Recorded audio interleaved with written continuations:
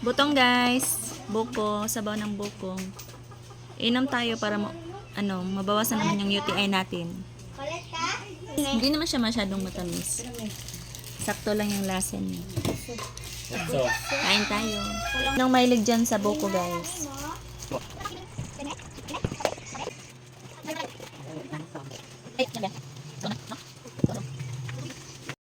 Lagyan natin ng konting asukar guys dahil sobrang tabang. Walang lasa.